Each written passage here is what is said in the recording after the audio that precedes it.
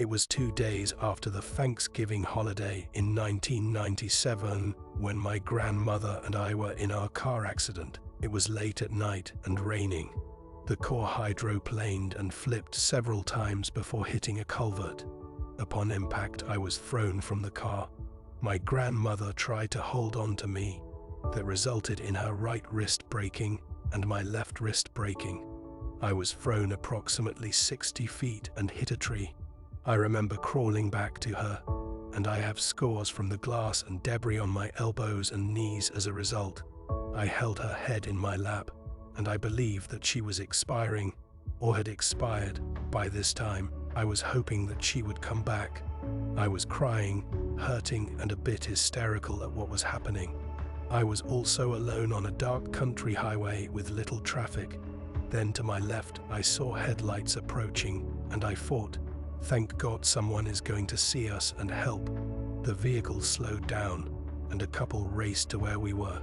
I recognized the lady as Sister Versa, my youth pastor. We had only very recently started attending her church. She was asking questions like, "What is your name/phone number/address?" I interrupted her and asked that she just pray. I knew some way in my heart and mind that only God could intervene and save us. I think deep down I was hoping my grandmother would come back to life, but that was not to be. I remember hearing them begin to pray along with the children from the youth group who were with them.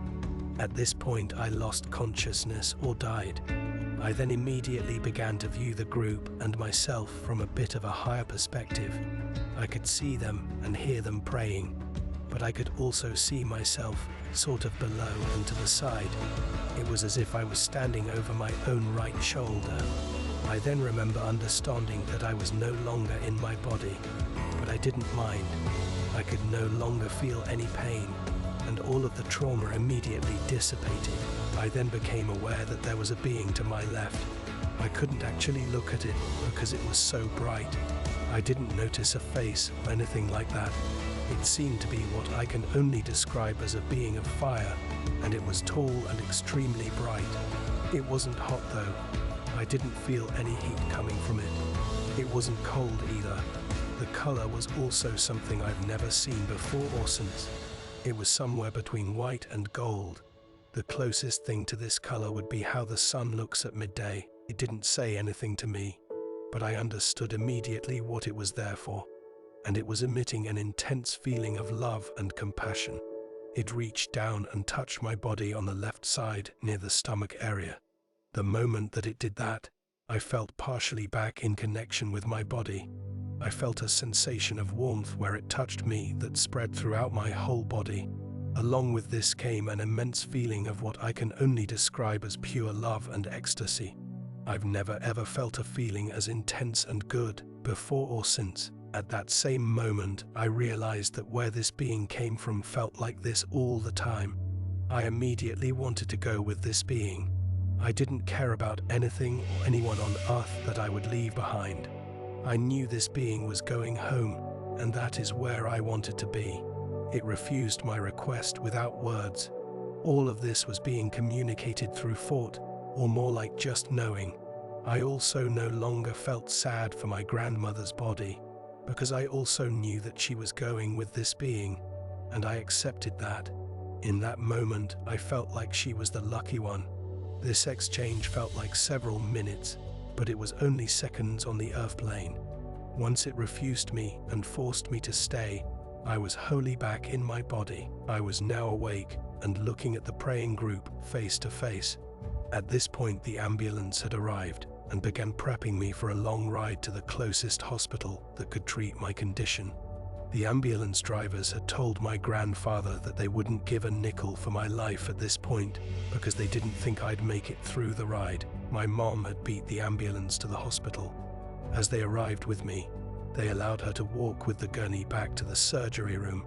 I could tell she was very distressed, and I smiled at her and told her not to worry, that everything was going to be fine because it had already healed me. After a few days in ICU and 2 weeks in the hospital, I was allowed to go home.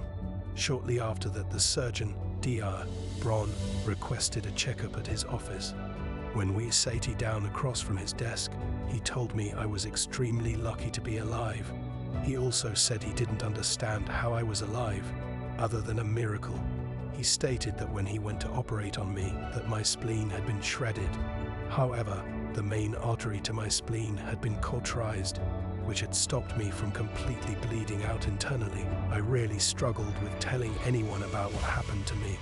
Firstly, I didn't remember anything until years later, but I had a sense of something profound having taken place. In my early teen years, it had begun to come back via flashbacks and dreams of remembering. At that point, I didn't want people to think I was hallucinating or crazy. However, when I was in my late teens, I came across a TV show that was discussing NDEs and the effects on the people that experience them. These stories immediately began to be relatable. They described some of the very same things I had experienced. Now I tend to tell everyone that I get a chance to talk with. I yearn to be able to allow everyone, anyone really, to experience the feeling I had experienced. Nothing compares. I no longer fear death or mourn the same way others do when someone transitions. I have also had a change in my faith. I have become more spiritual than my previous strict Christian doctrine. I also became comfortable with my sexuality vs. hating myself or thinking I'm broken. I have suffered a bit of depression. I think it's mostly from childhood trauma, but a small part of me still longs to be home and not stuck in this body. I enjoy more nature, reading, connections with people, ability to love all living things, and an expanded awareness. I've also experienced many of what some would call psychic premonitions, what I call divine knowledge, since the incident. I never had that as a young child. I think that short but profound connection with the being left a mark on my life and soul, similar to how a finger leaves a print on clear glass. Very recently I've struggled with what my purpose is, considering the extraordinary event that took place so many years ago. And finally, the answer came to me: tell my people what I have done. I hope this is a step in that direction.